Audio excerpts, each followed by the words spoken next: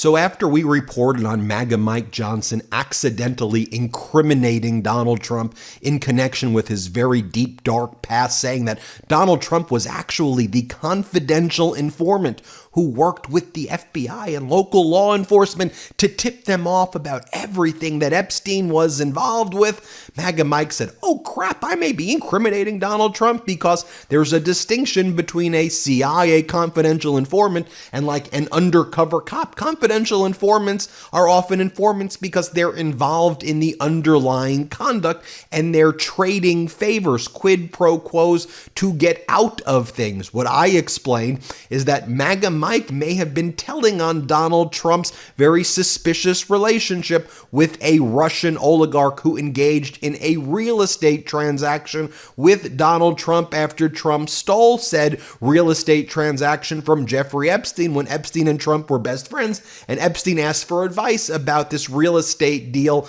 in Palm Beach. We'll talk about all of that. We'll connect the dots, but MAGA Mike Johnson's office had to put out a formal statement saying, "We misspoke. MAGA Mike made a mistake.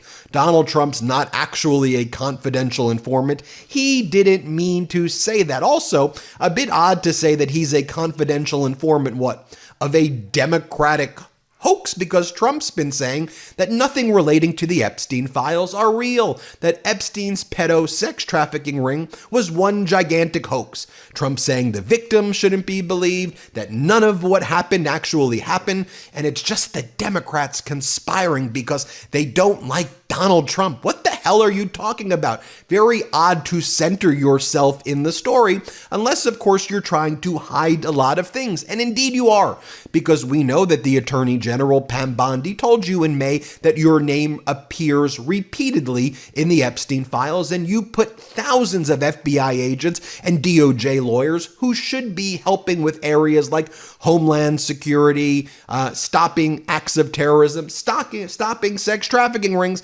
Instead, they were going through the Epstein files not to help release them, but to find your name and destroy, delete, spoliate, or just redact and make sure that your name doesn't appear. So here from the Washington Post, we learn that Mike Johnson has backed off his claims that Donald Trump was an FBI informant. House Speaker Mike Johnson yesterday on Sunday says, "Oopsies, I misspoke."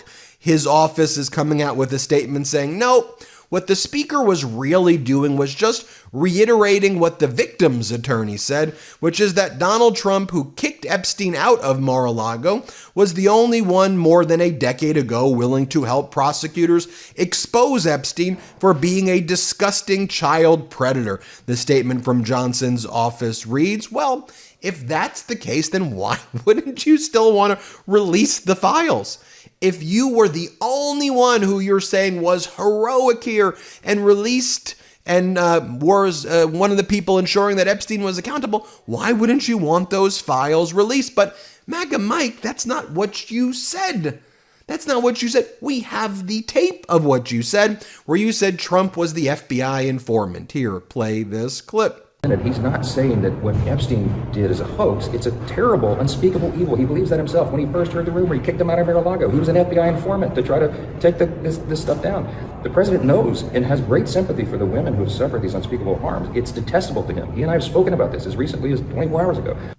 Now, Donald Trump, after you said he was the informant, posted the following. Remember, Trump posted right after MAGA Mike said that, the following. The confused and badly failing Democrat Party did nothing about Jeffrey Epstein while he was alive except befriend him, socialize with him, travel to his island, and take his money. They knew everything there was to know about Epstein, but now, years after his death, they out of nowhere are seeming to show such love and heartfelt concern for his victims. Does anybody really believe that? Where were they during his very public trials? And for all those years before his death, the answer is nowhere to be found. Then it goes on to say the now dying after the DOJ gave thousands of pages of documents in full compliance with a very comprehensive and exacting subpoena from Congress. Epstein case was only brought back to life by the radical left Democrats because they're doing so poorly. You and your FBI director and deputy FBI director and vice president, you all said you were going to release the files. What? This is a Democratic thing or a Democratic hoax. By the way, during Ghislaine Maxwell's trial, you wished her well. You were the president then, not the Democrat Party. And when Epstein allegedly died by suicide, which not many people actually believe, you were also in office then. Also, Alex Acosta, your labor secretary, was the lead federal prosecutor who entered into the non-prosecution agreement, which was the sweetheart deal with Jeffrey Epstein at that time. So if you really want to talk about it, we can have that conversation. And clearly my dogs want to talk about it as well right now. But let's go on to see what's also being said here. It goes on to say the Department of Justice has done its job. They have given everything requested of them. It's time to end the Democratic hoax and give the Republicans credit for the great, even legendary job that they are doing. What the hell are they even talking about there? But let me tell you what's really going on here right now as well, because Michael Wolff, Donald Trump's biographer, who was also potentially going to be Epstein's biographer. He has about 100 hours of tape of Epstein before Epstein died by suicide. Epstein told Wolff something very interesting. Then Wolff told us exclusively here on the MeidasTouch network something very interesting, which was back in 2004, Epstein was asking his best friend Donald Trump for advice about a real estate deal in Palm Beach. A guy by the name of Abe Gossman was selling his beachfront property in Palm Beach for $36 million. And Epstein wanted to maximize the potential resale value. He brought Donald Trump over to Abe Gossman's home and said, what do you think about this pool? Where should I move it? Should I keep the property as is? A few weeks later, Epstein finds out that Donald Trump has purchased that property for about $41.4 million and scooped it up from under Epstein. Now, Epstein at that time said that he knew a lot about Donald Trump's finances. Donald Trump was struggling and before had multiple bankruptcies. Epstein had helped Donald Trump out before and had bragged about helping Donald Trump out before. And Epstein was pissed that this property got stolen from him, essentially by Donald Trump, as Epstein saw it, like, you screwed me over. But then the plot thickened because Epstein's like, where did Trump even get that money from? But then a few years later, in 2008, a Russian fertilizer oligarch named Dmitry Rybolev purchases the 6.26 acre estate for a record-breaking $95 million. And then shortly thereafter, doubling the value, or more than doubling the value from what Trump purchased it for a measly 4 years earlier. What did the Russian oligarch do? Destroyed the property, claimed it had mold, and just demolished the property. One of the things that Epstein told Wolff is he didn't know. He was giving an opinion, and this, I'm reflecting opinions though, is could it have been? There's a lot of things it could have been. It could have been a fine transaction, let me be clear.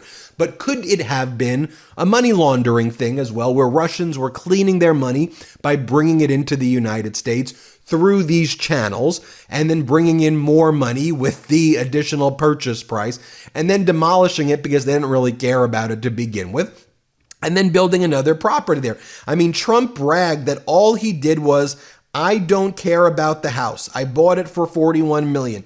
I just put $3 million worth of paint and I sold it for double. That's what Donald Trump said about it. So in other words, there was a potential for litigation taking place. Epstein was thinking about potentially suing Donald Trump, is what he told Wolff. And then the FBI was tipped off about what Epstein was engaged in and what Epstein was doing. And Epstein thought maybe it was because someone who knew very closely and had a motive against me that tipped off the FBI and the police about me. Could that have been Donald?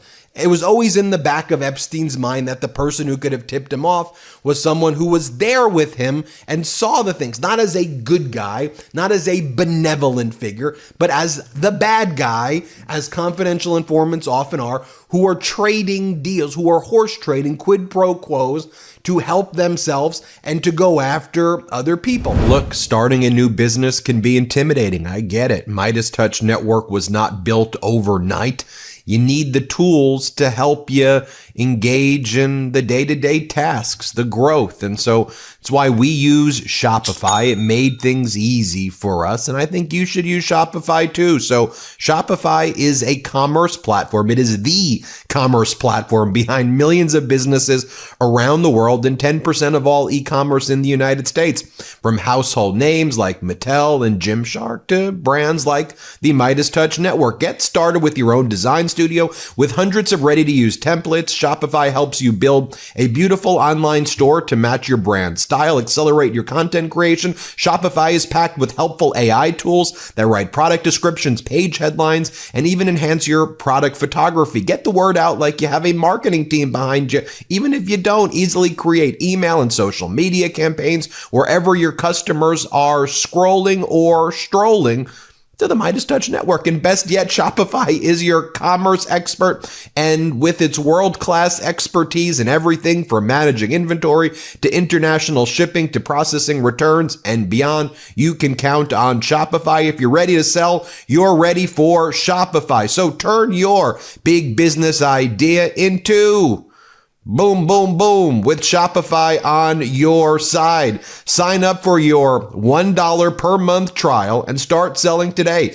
at shopify.com/Meidas. Go to shopify.com/Meidas. One more time. That's shopify.com/Meidas. Now, just so you can see for yourself what MAGA Mike Johnson had also said last week, it echoed what Donald Trump said about how why would we even need to pass resolutions to release the Epstein files when we've subpoenaed all the documents and they're being turned over, when we all know they're not being turned over? Here, play this clip right here. So the discharge petition from Thomas Massie and Ro Khanna, I hope I'm using the right word, will ripen soon? Well, no, I guess it would if they get the right signature. If they get the signature, but it's now a moot point. It's not even necessary. I mean, you don't think it's going to happen? There may be a floor vote of one measure or another. We have our own resolutions to do all this, but it's sort of not necessary at the point because the administration is already doing this. They're turning it over. So I don't think that Congressman Khanna and Massie think that yet, at least from what I've heard. And I don't know that the 218 people that they think they have as signatories of that think that either. If they do get the signatures, will you allow that to come to a vote on the floor? We might not even wait for that. We have our own resolutions to affect this same thing. But the process is playing out as it should, and very soon the American people will have that information, and they should have had it all along. That's my view. But you can't guarantee there'll be a vote on the discharge petition. There probably will be a vote of some sense, but we've got to get everybody collected again and build consensus around that.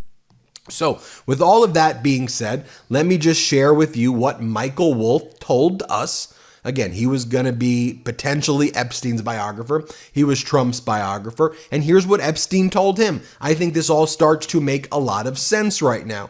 Here, play this clip.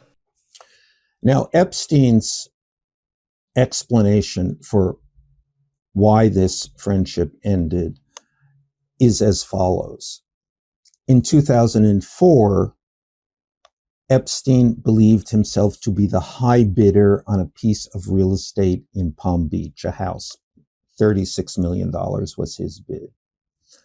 He took his friend Trump around to see the house to advise him on how to move the swimming pool. Trump thereupon went around Epstein's back and bid $40 million for the house and got the property. Epstein, who was well acquainted, in fact, deeply involved with Trump's scattered finances, understood that he didn't have $40 million to pay for this house. Now, if that was the case, it was someone else's $40 million. At the time, Epstein believed this to be the $40 million of a Russian oligarch by the name of Rybolev. Less than 2 years later, this same house that Trump had bought for $40 million was sold for $95 million.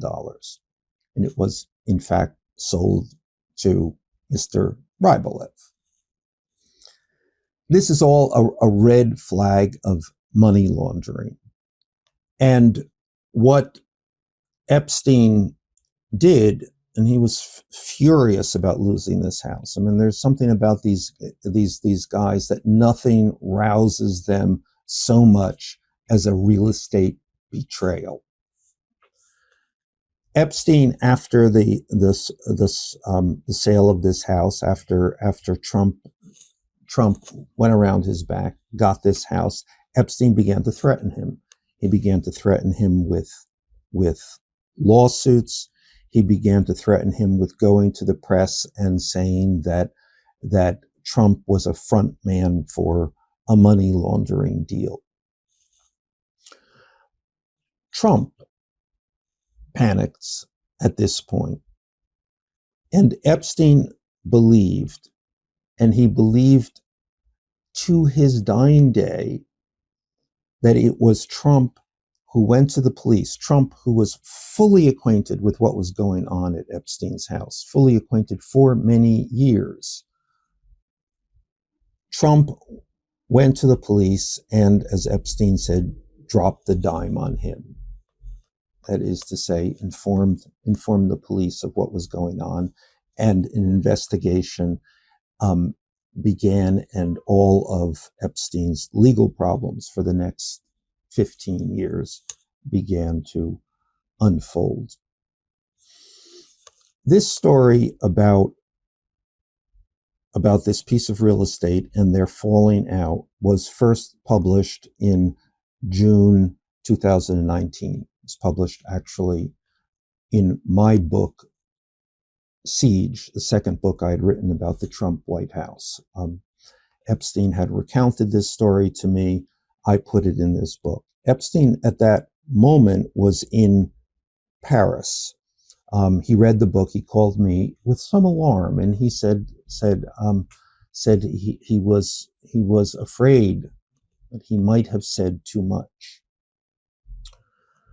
3 weeks later, he returned to the United States from Paris and was promptly arrested on the tarmac of Teterboro Airport in New Jersey when his plane landed. And then one of the things that Wolff told me as well, and told others rather at Legal AF, was that there were these photographs that he saw of Donald Trump with girls who were young, he wasn't sure their age, that Epstein showed him. Again, this is what Wolff said. I haven't seen him, so I'm just saying what Wolff said. And it looked like Trump had a stain in his pants in the photos, and the girls were topless. He wasn't sure what age they were. He couldn't tell in the picture. They looked young, but he couldn't say. So Wolff said that he told Epstein, release the photos. Why wouldn't you release them? And here's what he said Epstein said back to him. Here, play this clip. I urged Epstein. I said, you should release these pictures. I mean, if for no other reason, and Epstein was already in trouble and already a figure